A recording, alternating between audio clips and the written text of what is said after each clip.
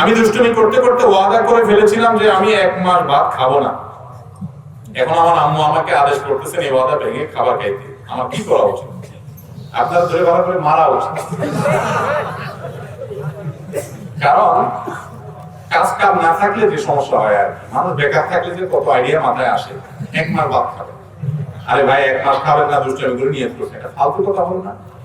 হ্যাঁ, নিজেকে কষ্ট দেওয়ার জন্য যদি কোনো কসম করে কেউ, আল্লাহর কসম আমি এই কাজটা করবো না, সেটা তার জন্য কষ্টের, তাহলে সেই কষ্টের কাজটা তার জন্য করা কি নাই জায়েজ?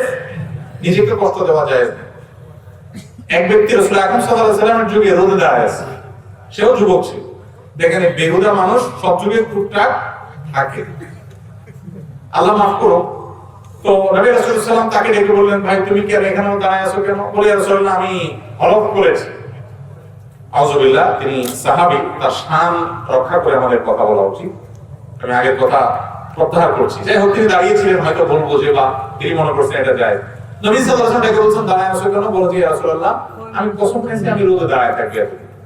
রাসূল আকরাম সাল্লাল্লাহু আলাইহি ওয়াসাল্লাম বলেছেন এটা কোনো মানে নাই, তুমি কেন রোদে দাঁড়ায় থাকবা? নিজের প্রতি নিজে অবিচার করা, নিজেকে নিজে কষ্ট দেওয়া যায় না। আল্লাহ বলেছেন ওয়ালা তুলকু বিআইদিকুম ইলা তাহলুকা, তুমি নিজেকে ধ্বংসের দিকে ঠেলে দিবে না, আল্লাহ নিষেধ করেছে।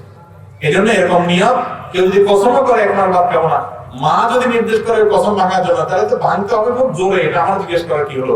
মা নির্দেশ না করলেও ভাঙতে হবে, কারণ অহেতুক ফালতু শপথ করলে, ভুল শপথ করলে সেই শপথ, সেই মানত ভাঙতে হয়, এটাই নির্দেশ। রাসূল আকরাম সাল্লাল্লাহু আলাইহি ওয়াসাল্লাম নির্দেশ করেছেন, মান নাযারা আইয়া আসিয়াল্লাহ ফালা ইয়াসিহি, কেউ যদি ভুল কাজ, হারাম কাজের মানত মানে, নবী রাসূল বলেছেন সে কাজ পুরো করবে না, মানত ভাঙবে এবং শপথের কাফারা দিয়ে দিবে। শপথ মঙ্গল যে শপথ করে থাকে যে আল্লাহর কসম আমি 1 মাস ভাত খাবো না, ভাতও খাবে, আবার ওই 10 মিসকিনদেরও খাওয়াবে, ডাবল জরিমানা। কথা কি বুঝতে পারছি?